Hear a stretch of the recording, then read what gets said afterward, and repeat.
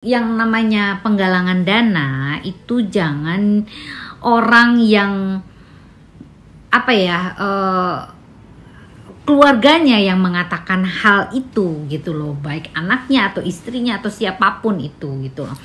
Sebaiknya dilakukan dan diucapkan oleh teman-temannya atau warga atau masyarakat barangkali yang mempunyai empati dan mempunyai rasa peduli terhadap indera bekti, maka dia menggalang dana dengan sukarela seperti itu.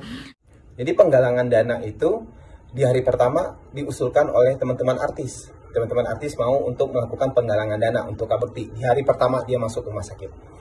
Nah, tapi dari keluarga tadinya bilang jangan deh gitu. Nah, tapi udah 2 harinya Kak Bekti di rumah sakit, ternyata biayanya besar gitu. Dan per hari ini itu udah hampir 1 M biayanya.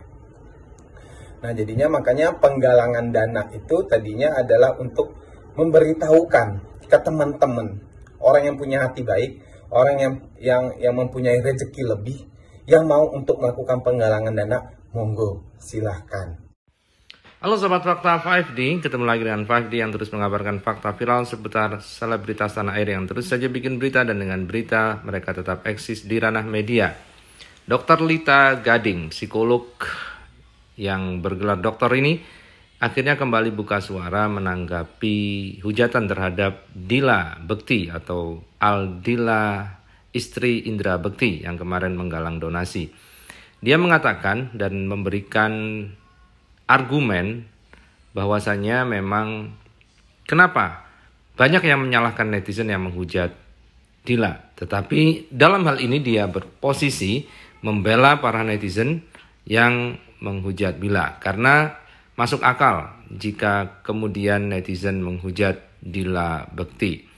Berikut ini penjelasan dari Dr. Lita Gading sekaligus menjawab pernyataan dari Ricky Komo yang merupakan adik ipar dari Indra Bekti yang kemarin juga pasang badan terhadap Aldila Bekti. Nah, bagaimanakah Dr. Lita Gading memberikan penjelasannya? Yuk kita simak saja di 5D kali ini. Jangan lupa like, subscribe, and komennya karena selalu ada doa dalam setiap lentikan jarimu. Oke, mungkin sebagian orang pro dan sebagian juga orang tidak pro gitu ya. Artinya sebagian besar yang saya lihat sebagian besar orang itu tidak mendukung dengan penggalangan dana tersebut. Karena apa? Pertama, yang namanya penggalangan dana itu jangan orang yang keluarganya yang mengatakan hal itu gitu loh, baik anaknya atau istrinya atau siapapun itu gitu loh. Sebaiknya dilakukan dan diucapkan oleh teman-temannya atau warga atau masyarakat barangkali yang mempunyai empati dan mempunyai rasa peduli terhadap indera bekti, maka dia menggalang dana dengan sukarela seperti itu. Dan yang kedua adalah kurang tepat waktunya untuk mengatakan dan menggalang dana tersebut, karena 4 hari di rumah sakit sudah mengucapkan penggalangan dana tersebut gitu loh.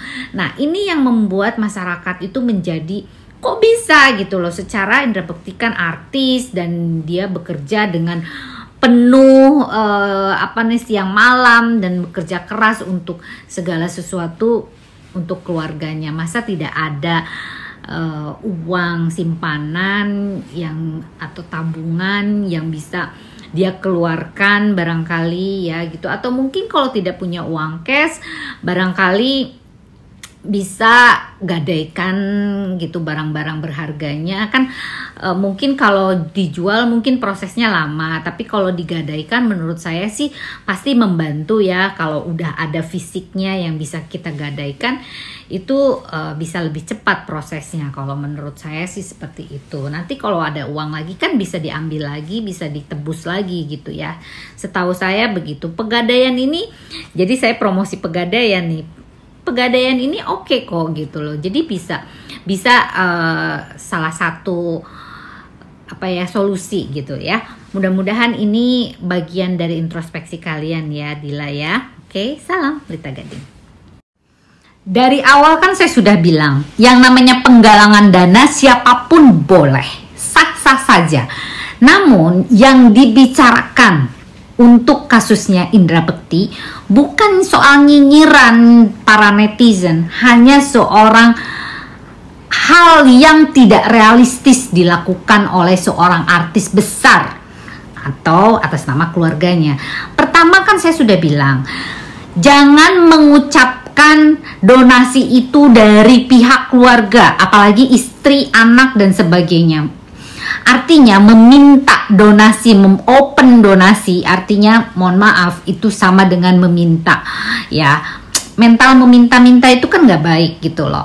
Nah, apabila ini mungkin diucapkan oleh teman, oleh masyarakat umum yang memang tergerak hatinya untuk menolong, itu beda lagi gitu loh, itu beda lagi.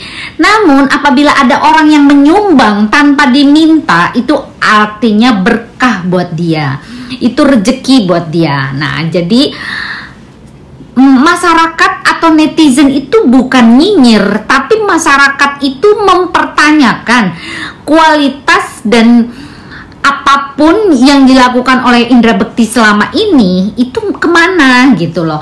Dan yang terlihat mungkin aset-asetnya itu bisa saja digadai dulu, dijual dulu, baru gitu open donasi itu adalah jalan terakhir dalam melakukan sebuah tindakan. Jadi gini, kemarin kan saya sudah posting tentang Denada. Itu adalah salah satu bentuk yang benar bahwa dia menjual asetnya untuk mempertahankan hidup anaknya. Ya, jadi biaya hidup itu dan masalah yang seperti ini itu kan banyak sekali di masyarakat gitu loh. Coba baca kalian di apa namanya komen-komen di tempat saya. Itu mereka juga mengalami hal yang sama, tapi mereka bertahan dan bagaimana dia bisa survive dalam menghadapi cobaan tersebut gitu loh. Jangan baru 4 hari langsung minta open donasi, dan itu kurang realistis kalau menurut saya. Jadi bukan soal nyinyir ya. Jadi dalam hal ini pertama itu tadi ya, jangan diucapkan oleh keluarga, dan kedua terlalu dini, terlalu prematur untuk diucapkan bahwa ini adalah open donasi. Nanti saja gitu loh, nanti saja, sabar dulu karena masih banyak harta dan aset yang bisa kalian berikan untuk kesembuhannya Indra Bekti, seperti itu ya. Oke, salam sehat semuanya, jangan pakai nyinyir. Salam Lita Gading. Hey guys, ada yang kirim ini nih ke saya. Ini alasan kenapa istrinya Indra Bekti itu menggalang donasi atau menggalang dana ya. Nah gini, katanya kenapa dikirimkan ke Rumah Sakit Abdi Waluyo yang mewah itu, yang mahal itu, karena memang lokasinya terdekat, katanya dari lokasi TKP pada saat Indra Bekti mengalami sakit gitu ya. Lalu dikirimkan ke sana supaya cepat tertolong ya. Oke, itu masuk akal, nggak apa-apa, itu bagus ya. Jadi nggak apa-apa. Jadi hal tersebut adalah bagian dari antisipasi untuk mencegah terjadi lebih lanjut seperti itu. Oke. Dan yang kedua, asuransi hanya dibayarkan 10% katanya. Ya, itu tergantung dari covernya.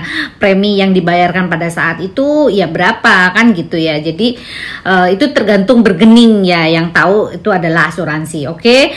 Dan yang ketiga, katanya kenapa keuangan para artis itu tidak semuanya sama dan dibayarkan oleh TV itu lama katanya gitu. Ya kalau menurut saya ya masa iya sih, walaupun lama kan tetap dia punya beberapa aset pastinya gitu untuk dia tabung dan sebagainya, dan penghasilan itu kan tidak dari satu sumber aja, banyak sekali. Yang saya tahu juga kan ada banyak usaha-usaha lainnya ya Indra Bekti itu gitu loh. Dan yang ketiga, bagaimana nggak semua artis itu banyak off airnya.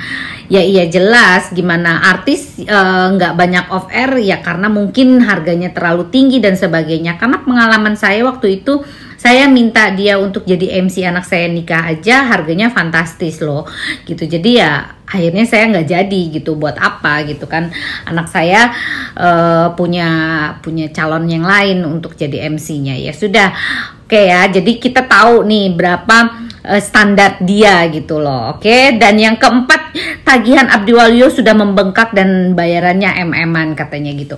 Ya itu sih harusnya jual dulu aset yang ada untuk mengantisipasi pembayaran ini. Demi cinta, demi kasih sayang, demi bapaknya anak-anak, ya harus dikorbankan segala sesuatu yang ada yang dalam diri kita itu gitu loh ya. Karena sebelum meminta ke orang, ya kita harus penuhi dulu apa yang menjadi kewajiban kita, sebetulnya seperti itu. Jadi secara psikologis pun orang lain tidak bisa menerima dalam hal apapun alasannya, seperti itu ya. Apabila nanti setelah mungkin setahun gitu atau gimana gitu ya, udah lama, barulah untuk menggalang donasi itu masuk akal gitu kalau menurut saya. Jadi antisipasi ini harus dipahami oleh kita semua ya.